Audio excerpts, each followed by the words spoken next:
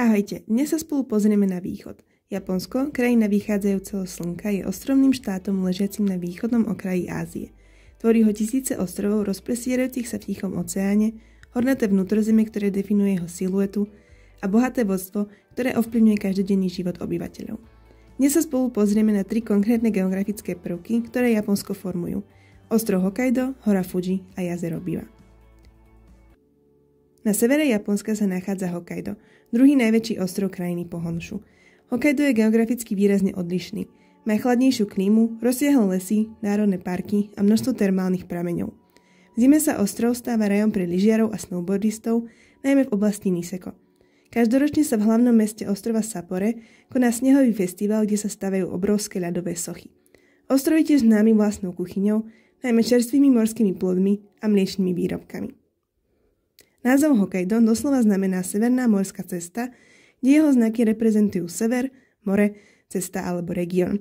Tento názov bol zavedený v roku 1869 počas modernizačných reforiem. Predtým sa ostrov nazýval Ezo alebo Jezo podľa výrazu Ainov. S výškou 3776 metrov je hora Fuji najvyšším vrcholom Japonska a jednou z jeho najvýznamnejších ikon.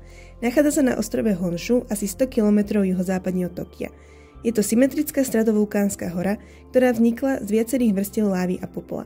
Posledný výbuch sa udial v roku 1707, no sopka sa stále považuje za aktívnu. Fuji nie je len geografický, ale aj duchovný a kultúrny symbol. Je zasvetená šintoistickej bohyni Konohana Sakuya Hime a bola historickým miestom pútnických ciest.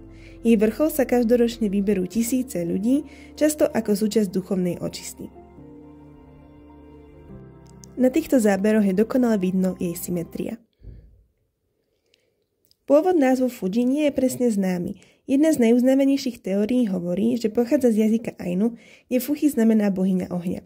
Japonské znaky pre bohatstvo a bojovník, ktorými sa názov nezapisuje, boli zvolené neskôr kvôli priaznivému významu. V roku 2013 bola hora Fuji zapísaná do zoznamu Svetového dedičstva UNESCO ako posvätné miesto a zdroj umeleckej inšpirácie. Jazero Biwa, ktoré leží v centrálnom Japonsku v prefektúre Shiga, je najväčšie a najstaršie jazero krajiny. Jeho rozloha je približne 670 km štvorcových a vzniklo pravdepodobne pred viac ako 4 miliónmi rokov, čo z neho robí jedno z najstarších existujúcich jazier na Zemi.